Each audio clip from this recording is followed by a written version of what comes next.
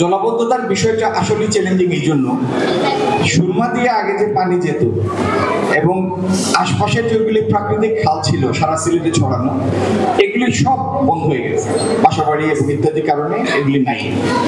এখন সুরমা দিয়ে যে পরিমাণ পানি যাওয়ার কথা সুরমার সিস্টেমের মধ্যে, শুধু সুরমা নদী না, খাল বিলের মধ্যে, সেই পানির ধারণ ক্ষমতাই এই সিস্টেমের এখন এই মুহূর্তে নাই।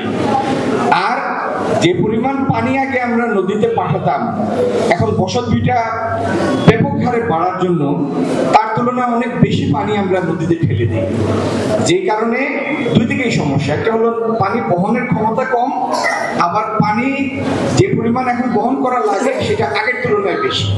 দুইটা সমস্যা। এটা আসলে চ্যালেঞ্জিং, একটা বিরাট খরচের ব্যাপার, কিন্তু সিলেটকে বাঁচাতে হলে যদি আমরা এই মুহূর্তে জলাবদ্ধতা সমস্যাটার জন্য একটা কমপ্রিহেন্সিভ বড় পরিকল্পনা করে বাস্তবায়ন না করি, এইভাবে যেতে দেই, আমি আপনাদের এই ভবিষ্যৎবাণী করতে পারি আগামী 10 বছর পরে সিলেটের নিম্নাঞ্চল যেগুলি শহরের, এগুলি বসবাসের অনুপযুক্ত হয়ে যাবে।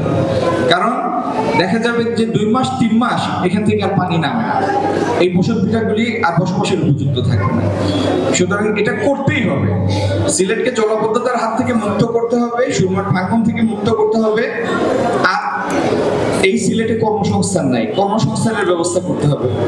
অনেক কাজ, সব থেকে বড় কথা সিলেটের সামনে যে চ্যালেঞ্জগুলি, এগুলি মেটানোর জন্য আমাদের নির্বাচনের আগে এবং পরে একসাথে কাজ করা দরকার। কারণ কাজের সংখ্যা অনেক, ব্যাপকতা অনেক এবং চ্যালেঞ্জও অনেক বড়।